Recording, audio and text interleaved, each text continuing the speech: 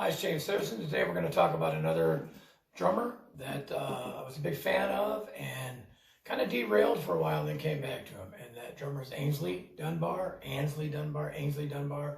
I've heard it said both ways. I became aware of Ansley Dunbar through the band Journey, and especially through friends of mine who had followed the band prior to Steve Perry becoming the singer. And at the time, Journey was kind of a progressive rock type band.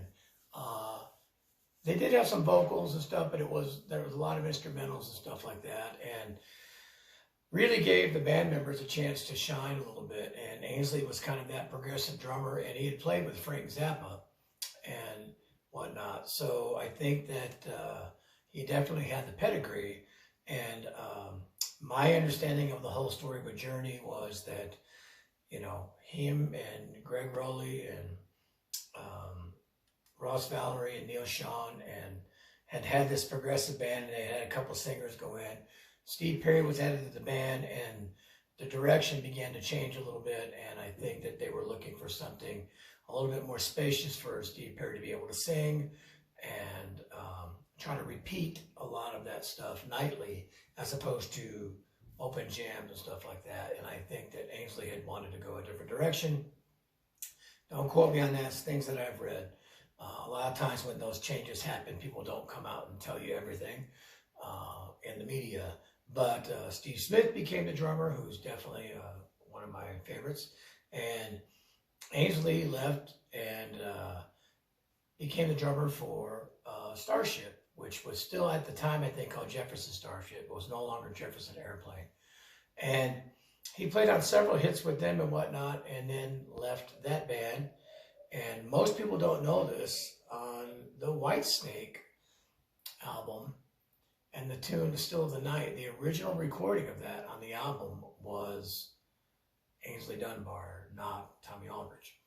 I think Tommy went back and they re-recorded it at some point. But anyway, that being said, I had, you know, through other people again, been turned on to the drumming of Ansley Dunbar, and really liked it. And I actually have a CD I bought a few years ago in Indiana that's a kind of a retrospective of early Journey, but there's some live stuff in there, and it's great. Ansley's got a great drum solo in there and stuff like that. I just think when the 80s,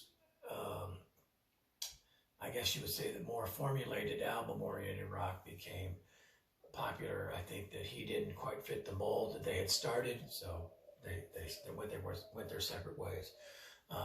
That being said, you know, if you look at his pedigree, not everybody gets to play with Frank Zappa, and obviously to do that, you've got to be able to do a lot of different kinds of styles, time signatures, all that, and Ansley fit right in there. And so great drummer, great drumming and whatnot. And if you go back and listen to early Journey, the Infinity album, I think, is the first one with Steve Perry and the last one with Ansley Dunbar. But I think if you go back prior to that, you'll hear a different kind of band with Journey. A lot of instrumentals, very progressive and whatnot. It's very cool. It's different. It's very different, but it's very good. And then Steve Smith, I think they came in on the evolution and moved forward from that point to the point now where, like I said, there's been a lot of different drummers and stuff in there. But if you get a chance, go back and listen to some of Ansley Dunbar's drumming. I know he did a tune, I think it's called Familiar Stranger by Starship, that I just love the groove on it.